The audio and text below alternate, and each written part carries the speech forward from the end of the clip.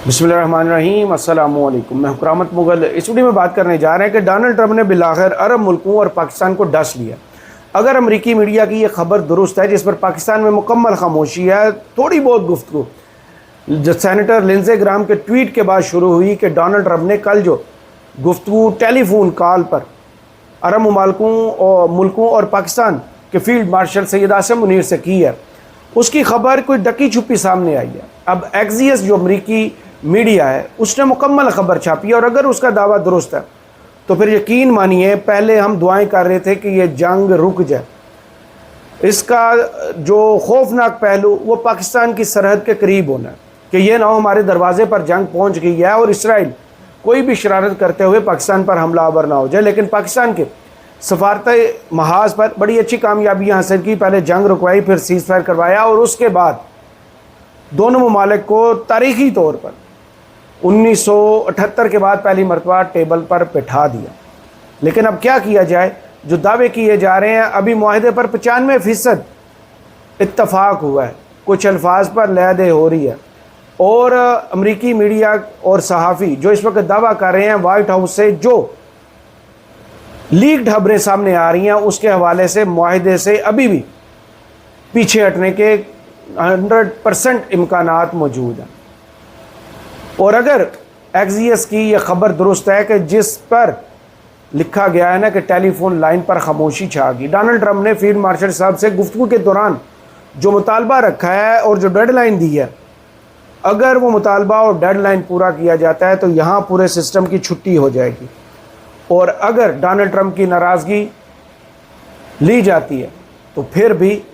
मुश्किल हालात का सामना करना पड़ेगा। एक खबर जिसके बाद अब वाकई अरब मुल्कों और पाकिस्तान में तख्त लर्ज़ रहा है ना, तख्त लर्ज़ रहे हैं, और सऊदी अरब के हवाले से ख़ास तौर पर जो लिखा गया कि क्या नाखुशगवार वाक़या वाइट हाउस में पेश आया था जब मोहम्मद बिन सलमान ने अमेरिका का दौरा किया था, जब डोनाल्ड ट्रंप ने उनको इसराइल को तस्लीम करने के हवाले से बात की थी, तो फिर उनका रिएक्शन क्या था वो भी आज रिपोर्ट हुआ है। और उसके बाद गज़ा जंग, फिर लबनान जंग, ईरान जंग, इन सारी जंगों के बाद क्या अरब मुल्क जिनमें मुत्तहिदा अरब अमारात बड़ा पेश है और वो इसराइल से दोस्ती में इंतहाई आगे गुजर चुका है, वो बहुत खुश है, लेकिन बाकी मुल्क जो हैं वो बिल्कुल खामोश है। क्या दिसंबर तक इंतज़ार किया जाएगा? क्या सऊदी अरब इसमें पहल करेगा? अगर सऊदी अरब ने पहल कर दी तो फिर उसके बाद जो बाकी अरब मुल्क जिनसे डोनाल्ड ट्रंप की टेलीफोन पर गुफ्तगू हुई और पाकिस्तान फिर क्या पोजीशन लेगा, इस हवाले से गुफ्तगू करते हैं। और वाइट हाउस से जो इस वक्त लीक्ड खबरें मुआहदे के हवाले से पेश की जा रही हैं मीडिया पर, और सहाफ़ी दावे कर रहे हैं कि उनकी सीनियर ओहदेदारों से क्या गुफ्तगू हुई है। ईरान को अमेरिका पर तहफ़्फ़ुज़ात हैं, अमेरिका को ईरान पर तहफ़्फ़ुज़ात हैं, लेकिन अगर इसी तरह लैक ऑफ ट्रस्ट रहेगा तो फिर इस मुआहदे का क्या होगा। यकीन मानिए डोनाल्ड ट्रंप ने वाकई अरब मुल्कों और पाकिस्तान को, जिसे कहते हैं ना, मौत दिखाकर बुखार बांट दिया। इन खबरों की तफसीलात आपके सामने रखते हैं। अगर आपने चैनल को अभी तक सब्सक्राइब नहीं किया तो सब्सक्राइब कर लीजिए, और जिनके पास चैनल मेंबरशिप पर सुपर गिफ्ट्स का ऑप्शन आ रहा है इस्तेमाल कीजिए और चैनल को सपोर्ट कीजिए। पहले चलते हैं वाइट हाउस की जनाब लीक्ड खबरों की जानिब। इस वक्त अमरीकी सहाफ़ी स्कॉट जेनिंग्स या जितने भी बड़े बड़े नाम हैं वो रिपोर्ट कर रहे हैं कि उनकी डोनाल्ड ट्रंप की इंतज़ामिया में सीने अमरीकी ओहदेदारों से जो गुफ्तगू हुई है वो क्या बात उनको बता रहे हैं, ज़रा सुनिए। सदर ट्रंप ने जनाब सीनियर ट्रंप इंतज़ामिया के एक ओहदेदार, यानी ट्रंप इंतज़ामिया के एक सीनियर ओहदेदार ने जो तमाम मामला से बाखबर हैं और महज क्या सराइयाँ नहीं कर रहे, से ईरान मुज़ाकरात की सूरत हाल पर ब्रीफिंग हासिल करने के लिए मुंदरजा झैल, जो भी मैं आपको बारी बारी तफसीलात बताने लगा ना, वो सामने आई हैं। अमेरिका ईरानियों को मुफ्त में कोई रकम नहीं दे रहा, उसके बरक्स की जाने वाली तमाम क़यासराइयों और प्रोपेगेंडे झूठ पर मबनी हैं। ईरान की हुकूमत के कुछ सख्त गिर अनासर पासदारान इनकलाब ने इस मुज़ाकराती अमल को सबताज करने के लिए झूठी कहानियाँ प्रोपेगेंडा फैलाया, जिसमें यह खबर कल ही रिपोर्ट हो रही थी मीडिया, अमरीकी मीडिया हो, अरब मीडिया हो, ये रिपोर्ट किया जा रहा था کہ پہلے سٹیپ میں جناب آبنائے ہرمز کو 28 فروری سے پہلے کی پوزیشن پر لانا ہے، پھر ایرانی بندرگاہوں پر جو امریکی پابندیاں ان میں نرمی کرنا ہے تاکہ ایران جو ہے وہ تیل کی خرید و فروخت کر سکے، اس کے بعد ایران پر جو پابندیاں ہیں عالمی ان میں نرمی کرنا، ایران کے جو منجمد اثاثے ہیں ان کو غیر منجمد کرنا۔ لیکن ان ساری خبروں کے درمیان وہ کہہ رہے ہیں کہ یہ سب پروپیگنڈا ہے، ایران ڈیل ابھی فائنل نہیں ہوئی، 95% مکمل ہو چکی ہے، لیکن ابھی بھی کچھ الفاظ کے چناؤ پر بحث جاری ہے۔ آج کسی معاہدے پر دستخط نہیں ہو رہے، اس کام کو مکمل ہونے میں ابھی کچھ دن لگ سکتے ہیں۔ عرب میڈیا رپورٹ کر رہا ہے جو العربیہ کا دعویٰ ہے کہ 5 جون کو اسلام آباد میں جناب امریکہ اور ایران کے درمیان امن معاہدے پر دستخط ہونے جا رہے ہیں۔ وزیر اعظم نے بھی سوشل میڈیا پر ٹویٹ کرتے ہوئے کہا کہ وہ خوش آمدید کہتے ہیں اس سارے عمل کو جو اسلام آباد میں ہونے جا رہا ہے، جس کا نام معاہدہ اسلام آباد یا اسلام آباد پیکٹ رکھا جائے گا۔ اس معاہدے کے تحت ایران اور اس امریکہ کے درمیان مکمل جنگ بندی اور مکمل جنگ کا خاتمہ، ایران کے نیوکلیئر پروگرام پر بات جو ایران ابھی تک ڈینائی کر چکا ہے کہ ان مطالبات میں تجاویز میں ایران کے نیوکلیئر پروگرام پر کوئی بات نہیں ہوگی، لیکن دونوں جانب سے یہ دعویٰ کیا جا رہا ہے کہ اگر ایران کے نیوکلیئر پروگرام پر بات نہیں ہوگی اور ایران پر افزودہ یورینیم کے دروازے ہمیشہ کے لیے بند نہ کر دیے گئے، اس صورت میں مذاکرات آگے نہیں بڑھیں گے۔ آگے کہا جا رہا ہے ایران کو پیشگی طور پر کوئی رقم یا پابندیوں میں ریلیف نہیں ملے گا۔ دوسرا مطالبہ بھی ریجیکٹ ہے، ایران کو کچھ بھی حاصل کرنے کے لیے اپنا جوہری ذخیرہ حوالے کرنا ہوگا۔ امریکہ کا موقف واضح ہے کہ معاہدے کے وعدوں کو پورا کرنے میں ناکامی کی صورت میں ایران کو کچھ نہیں ملے گا۔ امریکہ کا طویل مدتی مقصد ایران کو جوہری ہتھیار بنانے سے روکنا ہے، یہ بھی امریکی مطالبہ ہے۔ معاہدے کا ابتدائی نقطہ ابنائے ہرمز کو دوبارہ کھول کر تجارت کے آزادانہ بہاؤ کو بحال کرنا ہے۔ جناب معاہدے کے 2 مراحل جو ہوں گے یا ہونے چاہیے، نمبر 1 ابنائے ہرمز کو کھولا جائے، عالمی معیشت کو سانس لینے کا موقع دیا جائے، ایران افزودہ یورینیم سے دستبردار ہونے پر رضامند ہو۔ مرحلہ 2 جو سیکنڈ فیز ہوگا، اس میں جوہری مواد کو امریکہ یا متعلقہ حکام کے حوالے کیا جائے، صرف اسی صورت میں ایران کو پابندیوں میں ریلیف مل سکتا ہے۔ اس کا خلاصہ آگے لکھا گیا، مقصد ایک ایسا معاہدہ کرنا ہے جو امریکیوں کے لیے اخراجات کو کم کرے، عالمی توانائی کی منڈیوں کو پرسکون کرے اور اس بات کی ضمانت دے کہ ایران طویل مدت تک جوہری ہتھیار حاصل نہ کر سکے۔ ہم ابھی وہاں تک نہیں پہنچے، ایران چھوٹی چھوٹی باتوں پر بھی جواب دینے میں بہت زیادہ وقت لیتا ہے، لیکن ہم کامیابی کے قریب ہیں، اگرچہ اس میں ابھی بھی چند دن لگ سکتے ہیں۔ آگے کہا گیا ہے کہ امریکی عہدیدار کی جانب سے کوڈ اینڈ کوڈ بتایا گیا ہے کہ اگر ہمیں وہ مل جاتا ہے جس کا مطالبہ کر رہے ہیں تو یہ ایک تاریخی معاہدہ ہوگا، یعنی ایران کی افزودہ یورینیم۔ سینئر انتظامی عہدیدار کے لہجے میں لگتا ہے کہ اگر ایران صرف ایک برا معاہدہ کرنے پر اصرار کرے گا تو وہ کوئی بھی معاہدہ نہ کرنے کے لیے تیار ہے۔ عہدیدار نے اعتراف کیا کہ معاہدہ اب بھی ناکام ہو سکتا ہے، لیکن اگر معاہدہ طے پا جاتا ہے تو عہدیدار کو توقع ہے کہ امریکہ کے انتہائی اعلیٰ سطح کے انتظامی عہدیداران دستوں کی کسی تقریب میں شرکت کریں گے۔ ایران نے اصولی طور پر اس فریم ورک سے اتفاق کیا ہے، لیکن اب بھی چند ایسے نکات ہیں جس سے امریکہ مطمئن نہیں ہے۔ کام 95% ہو چکا ہے، لیکن ایران کے نظام میں لفظی تبدیلیوں کے لیے بھی بعض اوقات دنوں کا وقت درکار ہوتا ہے۔ الفاظ پر لے دے جاری ہے، تاہم امریکہ محسوس کرتا ہے کہ جوہری ذخیرے اور آبنائے ہرمز کھولنے کے حوالے سے ہم ایران کی طرف سے عزم حاصل ہو چکا ہے، یا ان کا اعتماد حاصل ہو چکا ہے۔ اگر ایران اپنے وعدوں کو پورا نہیں کرتا تو انہیں کچھ حاصل نہیں ہوگا۔ ایران کی طاقت کا مظاہرہ کرنے کی صلاحیت 2 ماہ پہلے کے مقابلے میں اب بہت زیادہ محدود ہو چکی ہے، یہ امریکہ کا ماننا ہے۔ بیلسٹک میزائل بنانے کے لیے ان کا صنعتی ڈھانچہ کافی حد تک تباہ ہو چکا ہے۔ میں ان سے کافی حد تک اختلاف کرتا ہوں، کیونکہ اگر ایران نے انہی مطالبات پر چلنا ہوتا تو ڈونلڈ ٹرمپ اتنا خوش نہ ہوتا۔ ڈونلڈ ٹرمپ کا کانفیڈنس اوور کانفیڈنس میں نہ بدلتا، جس میں ایران کی جانب سے وہ چیزیں سامنے رکھی ہیں جو قابل عمل ہے۔ اب امریکہ کے پاس پہلے تو اتنا اختیار نہیں تھا اس معاہدے پر جناب دوسرے ممالک کو کنونس کرنا، ان کے سامنے ایسے مطالبات رکھنا جسے وہ مانے تو انگاروں پر ننگے پاؤں چلنے کے مترادف ہے۔ بہت سے ممالک شاید جہاں جہاں بادشاہت ہے وہ تو حکومتیں بچا لے، لیکن جہاں جہاں جمہوریت ہے، جہاں جہاں ووٹ کے سر پر یا عوام اسرائیل کے حوالے سے بڑے منفی جذبات رکھتے ہیں، وہاں کی حکومتوں کے لیے برے دن شروع ہونے کا وقت آ چکا ہے، کیونکہ ایکزیس جو رپورٹ کر رہا ہے اگر ہم اس کو 10% بھی مان لیں تو پھر بہت مشکل دن آنے والے ہیں اور صورتحال انتہائی خوفناک ہونے والی ہے۔ اب اس کانفرنس کال کی جناب تفصیلات جو کل ہوئی تھی عرب ممالک اور پاکستان کے فیلڈ مارشل صاحب کے ساتھ، اس کی تفصیلات ایکزیس کیا رپورٹ کر رہا ہے وہ سنیے۔ صدر ٹرمپ نے ہفتے کے روز ایک کانفرنس کال کے دوران متعدد عرب اور دیگر مسلم ممالک کے رہنماؤں کو بتایا کہ ایران جنگ ختم کرنے کا معاہدہ طے پا جاتا ہے تو وہ چاہتے ہیں کہ ان کے ممالک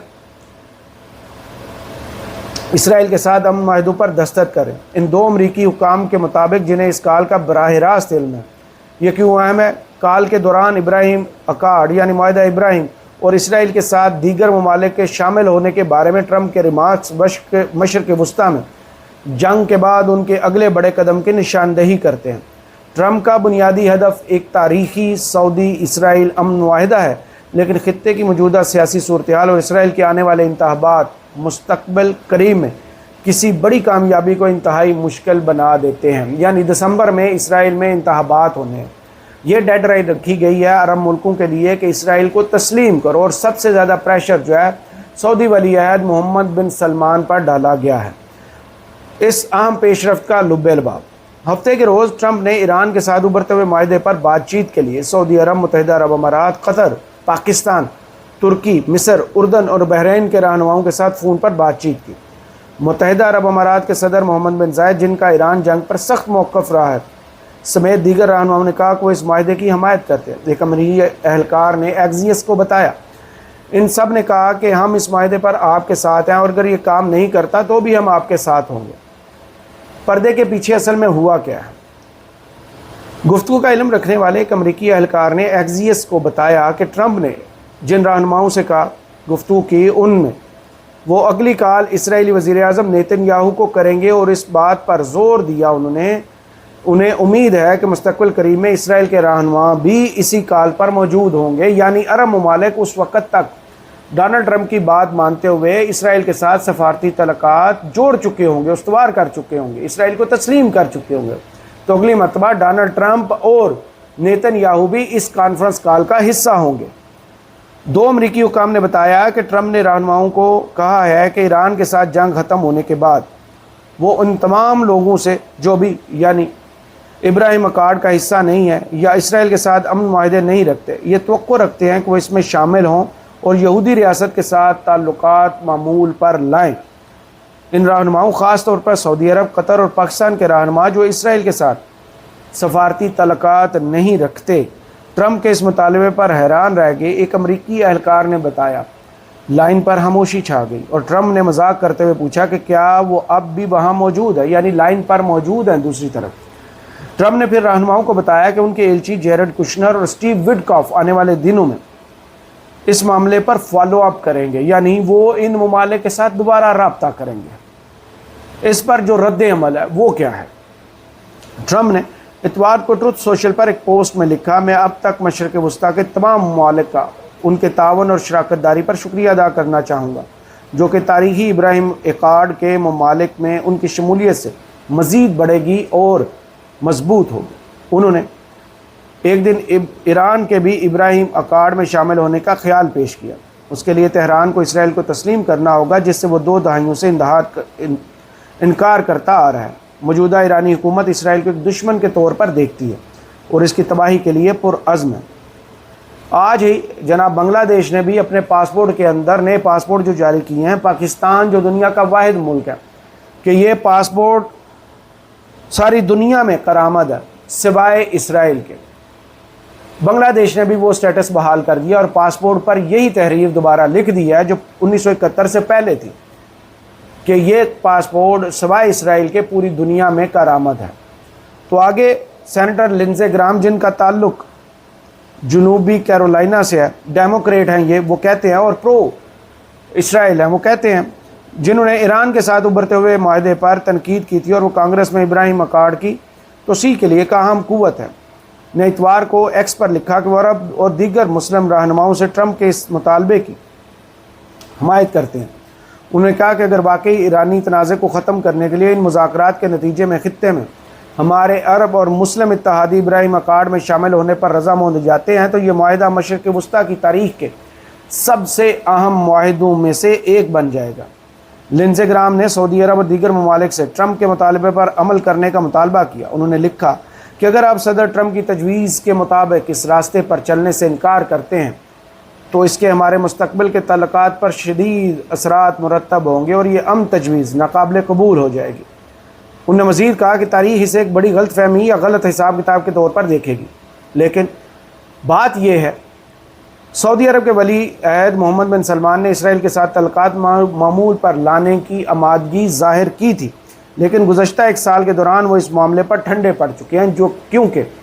جب اسرائیل نے غزہ پر حملہ کیا تھا اور اس کے بعد 72,000 سے زائد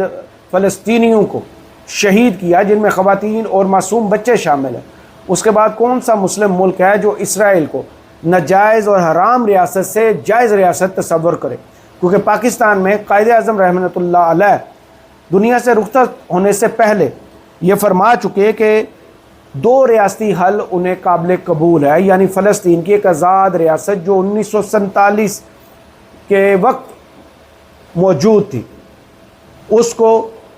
فلسطینی ریاست جو ہے ڈکلیئر کیا جائے، اس کے بعد ہی سفارتی تعلقات یا اسرائیل کے حوالے سے اگلی رائے کا اظہار کیا جا سکتا ہے۔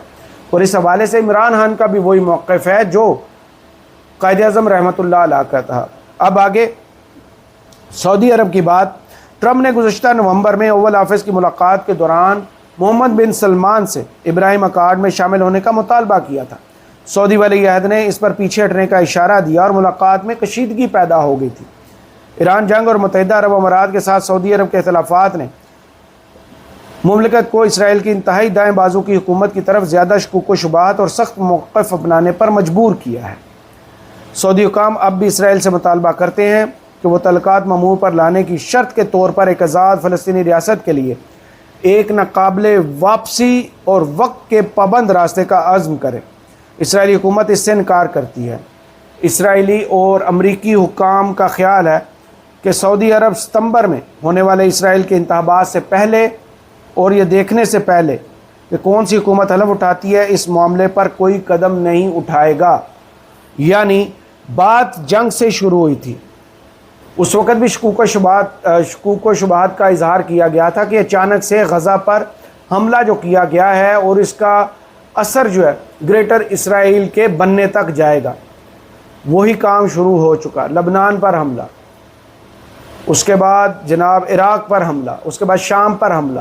سعودی عرب پر جو مشکوک ڈرون حملے ہوئے وہ بھی اسرائیل کی جانب سے کیے گئے، اس کے علاوہ بحرین پر مشکوک حملے ہوئے، قطر پر مشکوک حملے ہوئے، اور بعد میں یہی کہا گیا حتیٰ کہ آخری حملے جو متحدہ عرب امارات کے ابوظہبی کے ایٹمی بجلی گھر پر ہوئے، اس میں بھی یہی بات سامنے آئی تھی کہ یہ حملے جو ہیں عراق، یمن، بحرین کی جانب جو سمت ہے اس سمت سے ہوئے ہیں، نہ کہ ایران کی جانب سے ہوئے ہیں۔ تو آپ خود سمجھ لیجئے کہ دشمن اس وقت کیا چاہتا ہے کہ کسی بھی طریقے سے مسلم ممالک کو پریشرائز کیا جائے، اور یہ جو خبر آئی تھی نا پہلے پاکستان کے جناب